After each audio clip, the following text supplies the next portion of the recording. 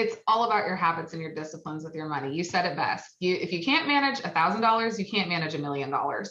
I was watching their journeys and I was listening to what they were telling me, and we were having conversations, and I found that there was a real lack of financial literacy.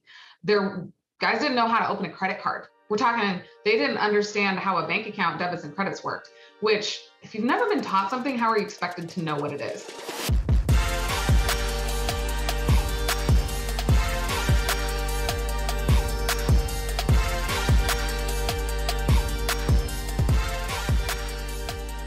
Welcome back to another episode of The Burn. I am Ben Newman, and you figured this out by now. Every week, you know I get jacked up to have the opportunity to meet with celebrities, athletes, entertainers, entrepreneurs. You've also probably figured out I have amazing relationships with the individuals that we bring on the show. And the reason being is that life for me is about relationships. And so today's episode with Hillary Seiler, it's all about the amazing relationship she and I established in doing work for the Miami Dolphins a handful of years ago, and how that has now continued over the years, and it continues to get stronger. We're actually now doing some work together through BNC Speakers and through our coaching platform as she has continued to grow, fueled by her burn. Now, before I turn it over to Hillary, here's one thing I want to mention. She absolutely gets after it, whether it's her workouts, whether it's her work with players in the NFL, the NHL, the NCAA. You will see that she attacks everything in life, as well as being a high performer in the financial world. And so what you're going to find today is there is a fuel, there is a burn, very similar to mine, that causes her to show up every single day to be her best. It's what's caused her to move out of her natural environment in the financial services umbrella to now serving with financial education through Financial Footwork. And so you better be ready, get your seatbelt on, because Hillary is going to deliver. This will be a powerful conversation. Hillary, I am so excited to have you on The Burn. I know we've talked about doing this for a while, and finally we have done it. So welcome to The Burn. Thank you. We're here. I'm excited. So I want to start with something that I find to be really, really powerful for me when I hear your story. I'm going to start in a place that maybe you wouldn't expect me to start. Going back to Oregon State. And your work really as a financial educator started at Oregon State. And there's a quote that I once heard from a preacher down in Dallas, Texas one time. And he said, "Doubt your doubts and believe your beliefs." Ooh. I want to take you back to Oregon State, the opportunity to educate football players, right? And here we speed forward and you have a third of the NFL teams that you are responsible for financial literacy in their organizations. So you certainly doubted your doubts and you believed your beliefs back at Oregon State.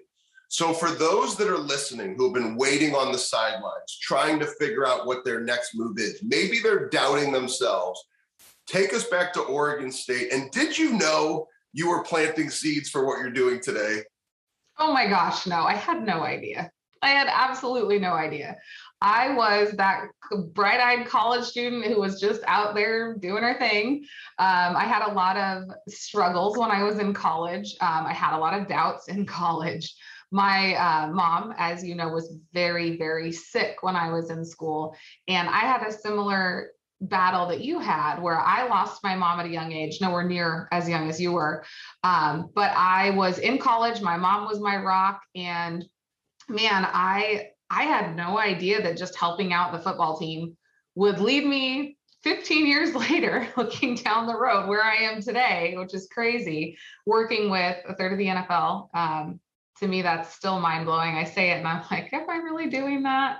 And I think, right? You doubt a little, even when you say Absolutely. it. I hear people say it, you say it, I'm like, wow, am I really doing that? Are you sure? Let me go check. And I think a lot of it has to do with my own belief in what I'm capable of. I never thought I would be working with the NFL. I always knew I was an athlete and I loved helping athletes. And every single step that I took towards becoming a financial educator was simply to help people. It wasn't to target, oh, I'm going to go work with the most elite athletes in the world. They just happened to be my clients. And there were a lot of things that fell into place to make that happen. But all of those things were intentional pieces of work that I put in so that I could land where I am today. So let's now talk about, so Oregon State, and then you and I meet. It was actually a cohort through Athlete Transition University with Caleb Thornhill from the Dolphins, working with former Dolphin players.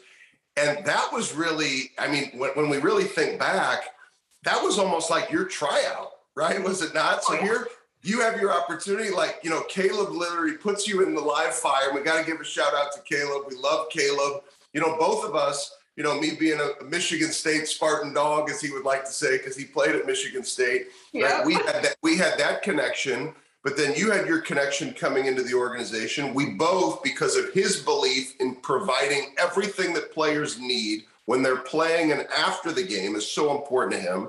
And so take us back to, you're put in the fire, back to doubt your doubts and believe your beliefs. So from Oregon State to that opportunity, tell us what that was like for you, knowing the belief you had in the financial literacy that you could deliver. Oh, yeah. So take it back to Oregon State. I was always good with money. I understood it. So I was helping players understand their money. And when my friends got drafted to the NFL, there were quite a few of them actually, the year that I graduated from Oregon State, I was watching their journeys and I was listening to what they were telling me, and we were having conversations. And I found that there was a real lack of financial literacy. Their guys didn't know how to open a credit card. We're talking, they didn't understand how a bank account debits and credits worked, which if you've never been taught something, how are you expected to know what it is? So I believed that I could teach it innately. It just was something natural to me. It was my passion. So I went, okay, I'm going to do something with this. Fast forward that 6 years, and I started developing financial literacy programs for private sector companies. And I was speaking with government officials about how to teach people about money that were coming out of prison systems. So I actually put together a program for Project Clean Slate Oregon, where I was helping people coming out of prison readjust and acclimate to life after being behind bars. So there were a lot of things that I was doing that I was passionate about. And then I got a call from a former NFLer who said, you know, you've got to meet this guy. He's pretty amazing. And I said, okay, so tell me about this guy. He said, well, his name's Caleb Thornhill. And I was like, cool.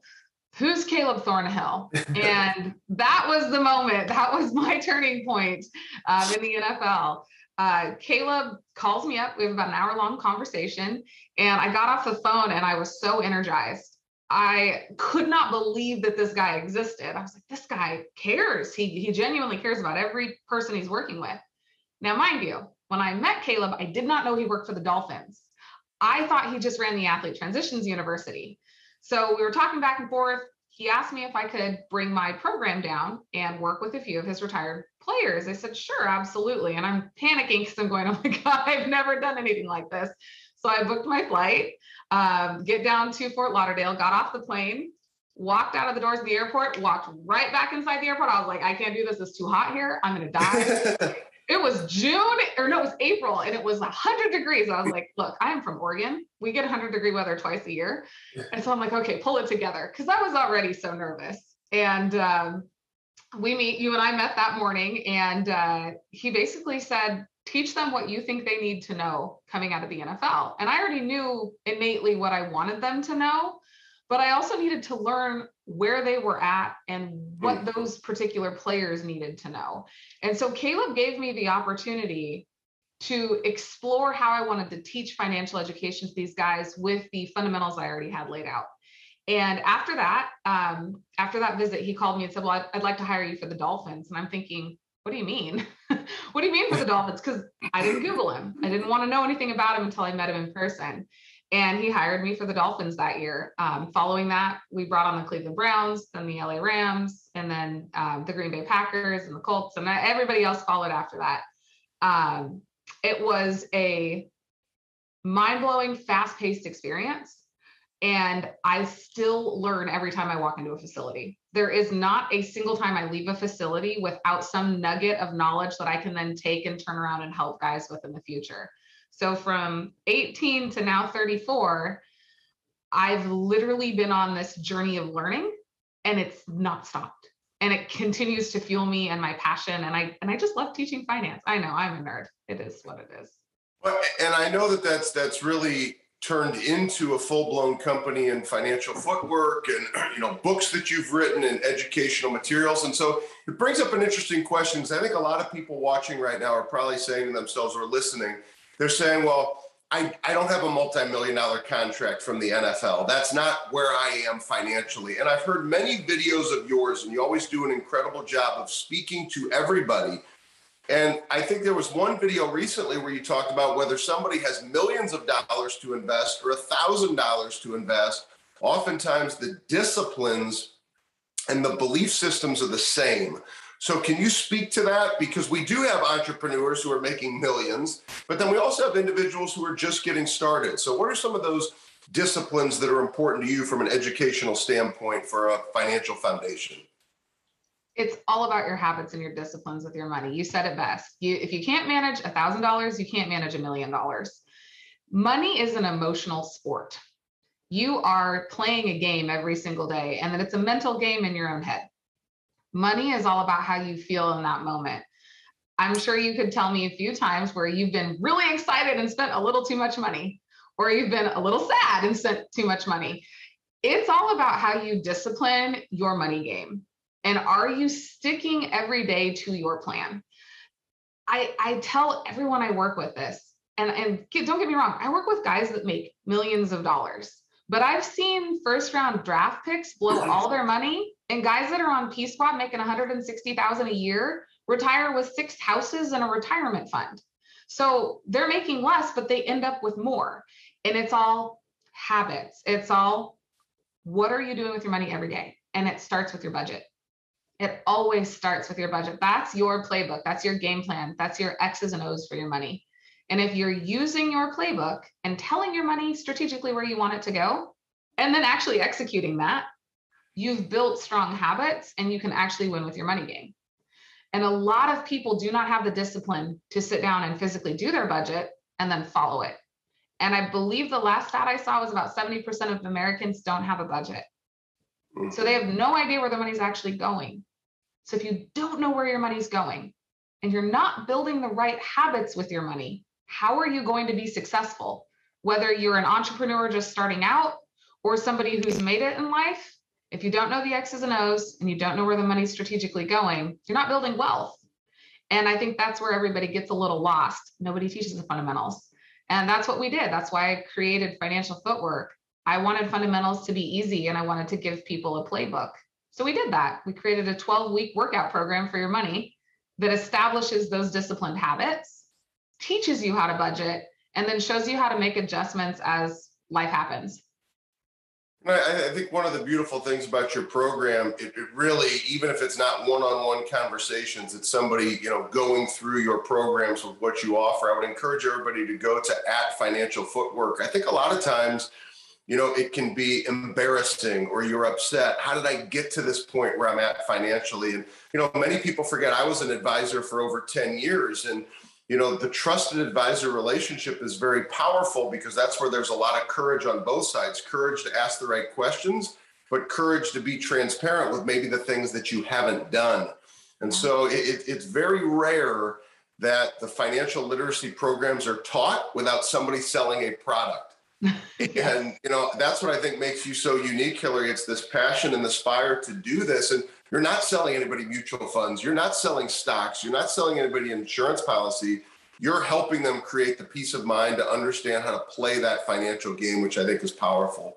I'm gonna take a turn to wrap things up for us and really go deep with you. I don't know who sleeps less, you or me. I think we get up at different times, but neither of us has a requirement of much sleep in our lives, which I don't recommend to anybody. But we are both very, very high energy. We both really do have some fuel tanks that last, and we're able to give a lot of ourselves. And we do have that uniqueness of sharing our story in terms of our mothers. So if I could, because I think it's one thing to talk about, individuals' financial game, but I want to tie it back to individuals remembering it's their burn, that when you connect to it every day, it causes you to light that why and purpose on fire and then take the necessary action to be your best. So for you to give as much as you do to all these NFL teams, the corporations, to everybody that you serve, how important has your burn been for you in terms of your everyday drive? It's everything.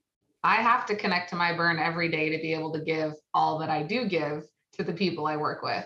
And my burn, similar to you, is actually the person that was left behind when my mom died. It's my father.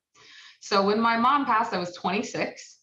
And what fueled my burn was watching the struggle that my parents went through as a married couple, and watching my mom was no longer in pain. She had left us. She was in peace. And that actually for me was a very comforting feeling. But what the hardest part was watching my dad and watching what he had to go through and all of the financial loss that he had on top of losing the love of his life. And so what fueled me at 26 to flip my life, because I really didn't flip it until my mom died, and I really tapped into who I was as a person. And it took that life-altering experience to really get me to start thinking past what I'm doing tomorrow and what am I contributing to society. I really had to think about it. And what fuels me every day is I want to see my dad happy and I want to see him retire. And the way that I am going to do that is by being my best self and providing every piece I possibly can that he's given me as a person to everyone else in the world so that I can bring enough back to feed my family and make sure he retires comfortably and still fulfill all my passions. So my burn is my father. And that literally, it sparked every morning. I talk to him probably 5 times a day. I'm sure he gets annoyed with me because I call him all the time.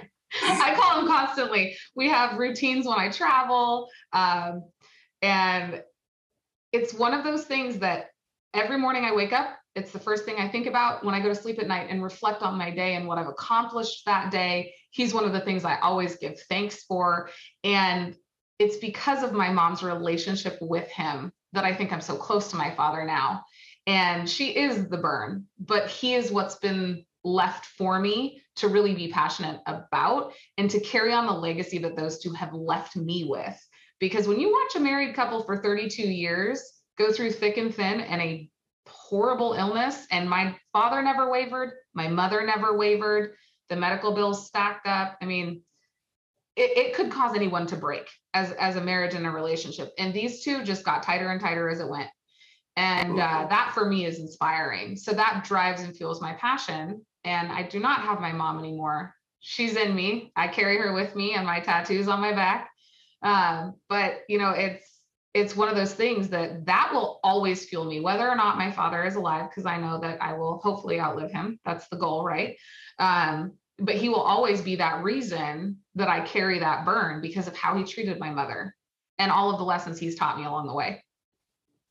So if we could, and I'm just going to put it out there because it's something that I do admire about how you connect with your father. There's just a high level of intention in your relationship. And oftentimes in our coaching work, we talk about building an environment, right? Building an environment where you stay connected, you can be aware, you can be intentional, you keep that burn in front of you. And you just lightly mentioned it, but I want to go back to it because it's so powerful. When you travel, tell us about your connection with your dad because it's so meaningful to you. Yeah, so we have a funny little routine when I travel. Okay, look, I'm like I said, I'm 34 years old, but I'm still my dad's little girl. And growing up, I wasn't daddy's little girl. My mom and I were thick as thieves. My dad and I were just kind of, hey, what's up? It wasn't until my mom got sick that we became really close. And as time had gone on and I started traveling, one of the things that was hard for me was I was actually in Hawaii when my mom went into a coma before she passed. I never actually saw my mom before she passed. And because I had been away and I was traveling, that was really difficult for me when I started traveling for the NFL. And so I started this little routine totally by coincidence and accident. I would text my dad when I got to my terminal. I'd text him, hey, I'm at the gate. And then I'd board the plane. All right, I'm boarded. And then right before the plane takes off, I would just say, love you, I'll text you when I land. And he'd always respond with some silly like GIF or meme or something, or just a heart or whatever. And then I would be landing wherever I get to, and I would text him again. Hey, I'm landed. Great. Call me when you get to the hotel. So as soon as I get to the hotel, I check in, I FaceTime. And from there, usually it's, hey, I'm going to go grab dinner, or it's 11 o'clock at night here. I'm going to crash. I'll call you in the morning. And I have repeated that routine since 2017. And I do it every time I take off, every time I land, and every time I get to wherever I'm going. And it's not that he has to hold me accountable by any means. It's that safety blanket that I feel when I'm connected to him, even though I'm 3,000 miles away. And he's that reigning force for me. So that's our little routine. And when people travel with me, they notice it, and they always get a good chuckle. So my best friend, when she travels with me quite a lot for work, she always grabs my phone and FaceTimes my dad before I do. And he's talking to Whitney, and they're chuckling it up. And now it's become this thing that people know about and ask me about, because if I haven't missed it to date, it doesn't matter what time it is, I'm always texting him. So that's our little routine. Well, you mentioned the word, and you said the security blanket, but I was thinking really comfort. And I think a lot of times people struggle with, well, is a burn really that important? Do I really need to connect to it that often? Does it really need to be like in the forefront of my mind? And, it's a comfort thing. It's not comfort meaning I'm complacent. It's comfort meaning when I know I have the support, the love, the intentionality of my connection to my burn, I can attack life like I never thought possible. And I would say that safety blanket for you is actually what gives you the ability to attack life the way that you do. And I think it's a very powerful attack. I think what you're doing is so significant, and you're only scratching the surface. One of the things that I think is unique is, over time, as we've grown, we've built a team of coaches, we've built a team of speakers. It's a blessing to now have you part of that team. But you also, because of how busy you are, you're building a team. So if we could just finish with the importance of the power of teams. I think a lot of times people see what you do, people see what I do, and they think that it's just us. Yet the reality is it takes a significant team to really help us serve at the level that we do. So we've hammered financial literacy. You guys have got to go check out at Financial Footwork. So I know she likes to go by Coach Hill. So Coach Hill, I know, is going to deliver for you. Hillary is amazing. We talked about the importance of her burn and intentionality.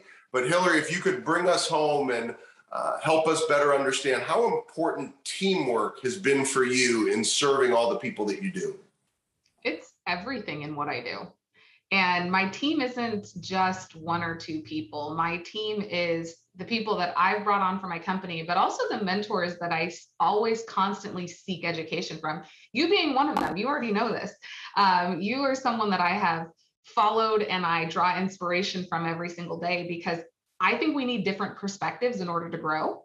I'm a big proponent of constantly learning. And part of team building is being the dumbest person in the room. I like to be the stupidest person on my team, because that means I can learn from every other person that I am around. Now, not saying that I'm stupid or anyone is stupid, but it's nice to have people that have the strengths that you don't, teaching you things to improve yourself. So the team that I've built around me for Financial Footwork are some of the greatest minds, in my opinion, that can help me deliver financial literacy to everyone, so it's tangible and attainable at any stage of life. And then with the financial education for professional athletes, I've brought in people that have either lived that lifestyle, have actually worked in the NFL, or have 20 plus years of business experience and can actually speak to what these guys are going through and some of the things that they can actually do to improve. So all of the people that I choose to surround myself with, and it is a choice, I want to hammer that home, it is a choice, and it's a conscious choice every day, are people that I truly believe enhance my life and help enhance the lives of everyone that works for my companies and everybody that we serve. Hillary, you are just energy. It is fire. It is the burn all the way to its core and what I believe in. I appreciate you so much. I appreciate you coming on the burn. And I encourage everybody to stay connected. I mentioned that she was going to bring it, and you can see capacity is something that Hillary believes in. And you all have great capacity. And so whether it's financial education, whether it's thinking big, you are such a powerful example of what it means to get after it with every single minute of every single day. And so I look forward to continuing to have an impact together. I encourage everybody to share this episode of The Burn. You know, all the episodes, there's something that'll make a difference. In this episode, there was a lot that will make a difference. So share this with one person that maybe hasn't addressed some of the things they need to in their life, from their burn to the power of team to their financial literacy. And make sure that you go follow Hillary as well as at Financial Footwork so that you can start to attack the game of your financial future on your next level. Hillary, thank you so much for your friendship and the ability to partner with you to serve so many, and really appreciate you coming on The Burn. Thank you so much. I loved being here.